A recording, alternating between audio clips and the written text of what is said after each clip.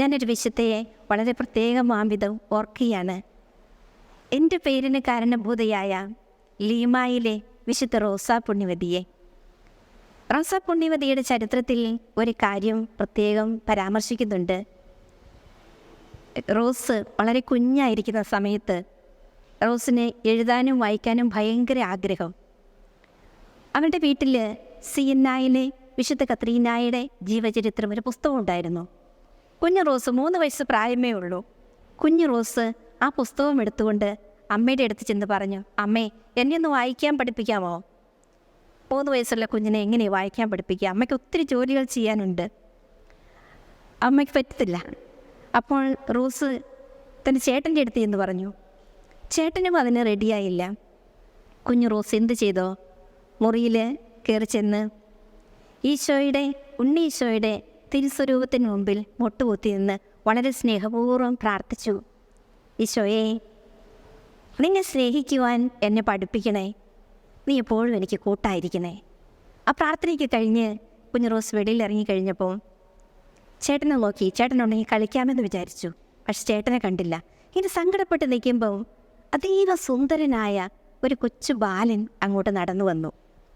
എന്നിട്ട് ചോദിച്ചു, നീ എന്താ സങ്കടപ്പെട്ടിരിക്കുന്നത്?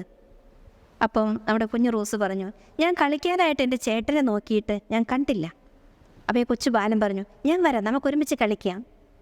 അവരൊരുമിച്ച് കളിക്കാനിരുന്നു. റോസിന് ഏറ്റവും ഇഷ്ടപ്പെട്ട കല്ലുകളി അവർ കളിച്ചു. ഓരോ കളിയിലും റോസ് ഇങ്ങനെ വിജയിച്ചുകൊണ്ടേയിരുന്നു. ഈ ബാലൻ റോസിനെ പ്രശംസിച്ചു കൊണ്ടുവരുന്നു. അവസാനം ഈ ബാലൻ ചോദിച്ചു, എന്താ നിൻ്റെ പേര്? റോസ് പറഞ്ഞു, എൻ്റെ ഉണ്ണീശോയുടെ റോസ്. റോസ് ആ ബാലനോട് ചോദിച്ചു, എന്താ നിൻ്റെ പേര്? അപ്പോൾ ആ ബാലൻ പറഞ്ഞു, ഞാൻ റോസിൻ്റെ ഉണ്ണീശോ. അപ്പോൾ റോസ് ചോദിച്ചു, അപ്പം നീ രൂപക്കൂട്ടിലിരിക്കുന്ന ഉണ്ണീശോയാണോ? അതെ. ഒട്ടിന് റോസ് അതിൻ്റെ ആഗ്രഹം പറഞ്ഞു, എന്നെ എഴുതാനും വായിക്കാനും ഒന്ന് പഠിപ്പിക്കാമോ? ഉണ്ണീശോ റോസിനെ ആ പുസ്തകം മുഴുവനും വായിക്കാനായിട്ട് പഠിപ്പിച്ചു. അതിനുശേഷം തൻ്റെ ജീവിതത്തിൽ ഒരു നിമിഷം പോലും ആ ഉണ്ണീശോയെ പിരിഞ്ഞ് റോസ് ജീവിച്ചിട്ടില്ല.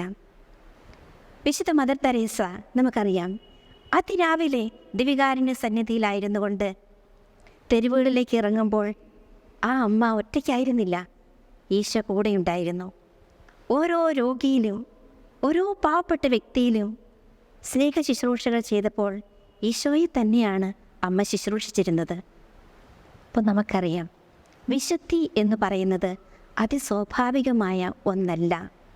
ഈശോയുടെ കൂടിയായിരിക്കുക, ഈശോയുടെ ഒപ്പമായിരിക്കുക, നാം ചെയ്യുന്ന ഓരോ പ്രവൃത്തിയിലും ഈശോയെ മഹത്വപ്പെടുത്താനായി നാം ജീവിക്കുക. അപ്പോൾ നമ്മുടെ ഈ ഭൂമിയിലെ ജീവിതം ധന്യമായി നമ്മൾ വിശുദ്ധരായിത്തീരും. പ്രിയമുള്ളവരെ, നമുക്ക് ഒരേ ഒരു ജീവിതമേ ഉള്ളൂ. ഈശോ നമ്മുടെ കൂട്ടിന് എപ്പോഴും ഉണ്ടായിരിക്കണം. നാം ചെയ്യുന്ന ഓരോ പ്രവൃത്തിയിലും ഈശോയുടെ സാന്നിധ്യം അനുഭവിച്ചറിയുവാൻ, ദൈവത്തിൻ്റെ മഹത്വം കാണുവാൻ നമുക്ക് സാധിക്കണം. നമുക്കോ ആകാം, വിശുദ്ധരാകാം. അങ്ങനെ ഈ ഭൂമിയിലെ നമ്മുടെ ജീവിതം സന്തോഷത്തോടെ സമാധാനത്തോടെ ദൈവഹിതപ്രകാരം നമുക്ക് ജീവിക്കാം.